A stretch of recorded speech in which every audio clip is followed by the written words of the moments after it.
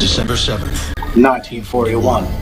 The turmoil of World War II enters its 27th month. Japanese troops storm Shanghai. German army stands at the gates of Moscow, leaving 6.5 million casualties in their wake. Nazi Germany has mainland Europe in its grip. Under siege, Britain hangs on by a thread. 3,000 miles away, the United States remains at peace. 76% of her citizens support neutrality. At 7:55 a.m., the peace is shattered. 360 Japanese warplanes descend on Pearl Harbor.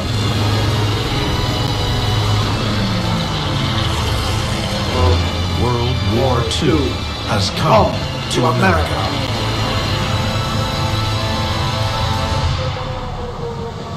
This is America's war as never seen before. From the unique vantage point of space.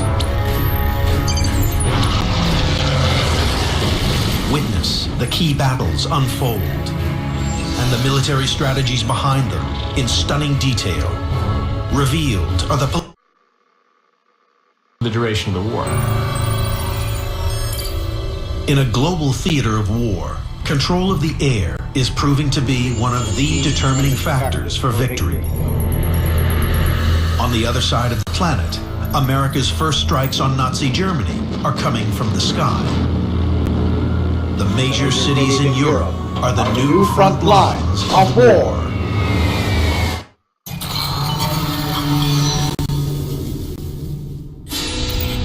Six months on from Pearl Harbor, and the battlefronts of World War II are at a tipping point. America and her allies have stalled the momentum of German aggression in the Battle of the Atlantic and halted Japanese territorial expansion in the decisive victory at Midway.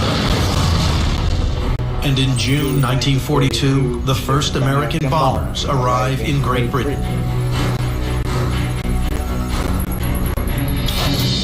They join a brutal battle for air supremacy that has raged over Europe since the outbreak of war.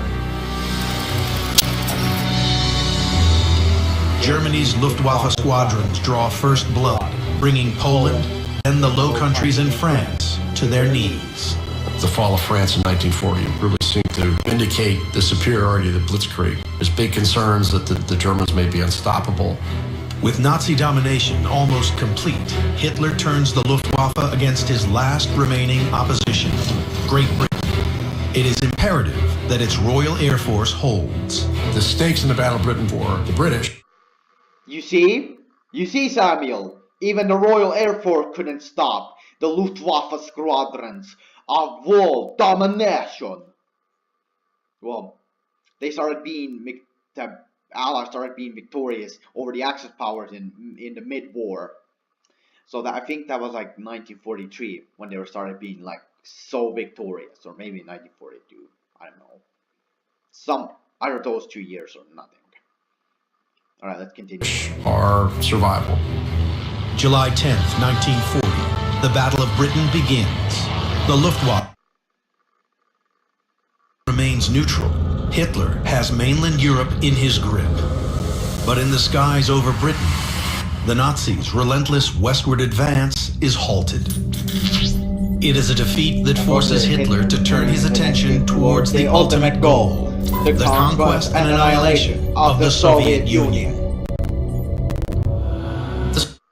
Alright, where is that other?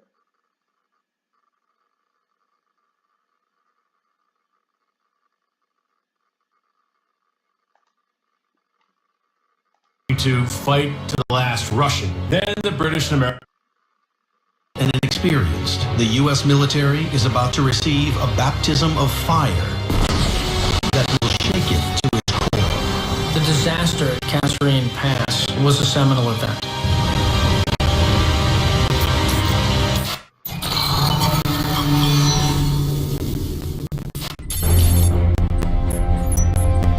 As the American Pacific drive towards Japan accelerates, And as Stalin in the East and the Allied bombing campaign in the West continue to weaken the Third Reich, America prepares to test its troops in North Africa.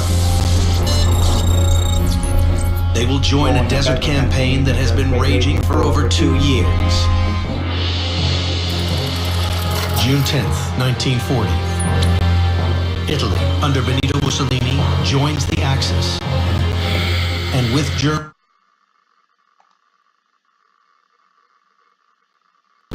is, will we continue to do what our weapons make possible? And that is the ultimate dilemma we've hit with atomic and nuclear weapons.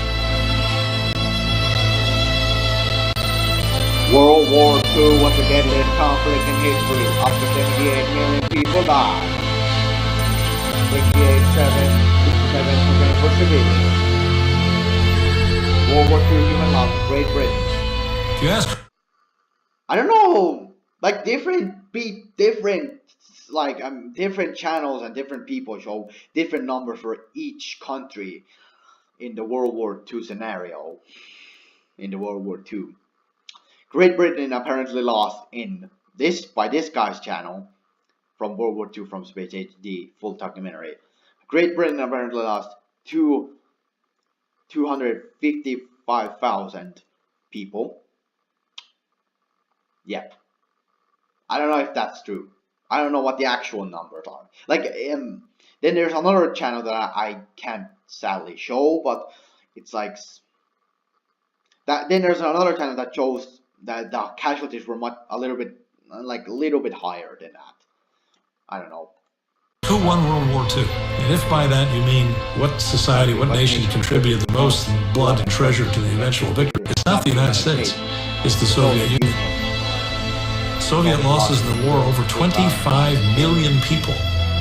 American losses are 405,399 military dead and a handful of civilians. But if you ask the question who won World War II, you mean who ended up in the most advantageous position at the end of the war, reaped the greatest fruits of victory, then the answer is clearly the United States. During the 6 years of war, America grows from the 17th world military power to number 1. Her overseas bases expand from 14 to over 30,000 spread across the globe. Her GNP doubles, and she becomes the biggest creditor in the world, commanding half of the planet's manufacturing capacity and owning 2/3 of the world's gold stocks. It dominates the world economy. It controls the formation of the UN. It launches the world on a path towards globalization that it wants. But it can no longer go back to being isolationist. The isolation in America is gone forever. I'm not sure if it is actually sunk in even today how much we have to be involved. But as a result of World War II, we're drawn in the world's ways we cannot escape, whether we realize it or not.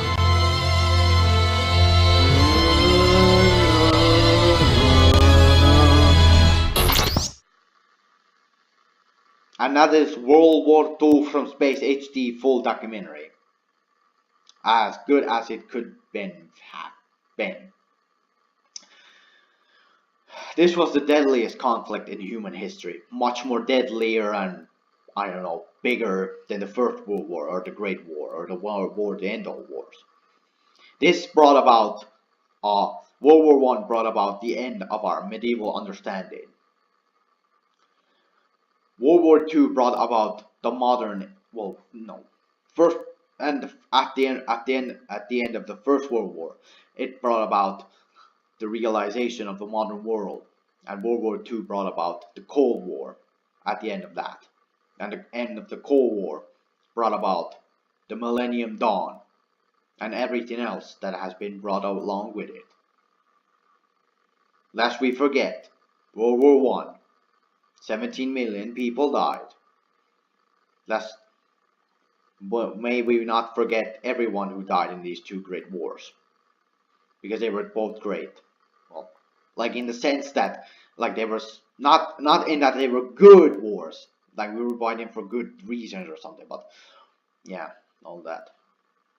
Well, I think both of them are so great that, well, not in the sense, again, not great in the sense that basically, you know, that we were fighting for good reasons or something.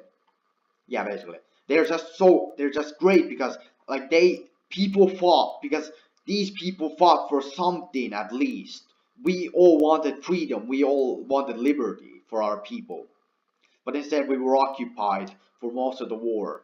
Estonians, Baltic people, like so many people.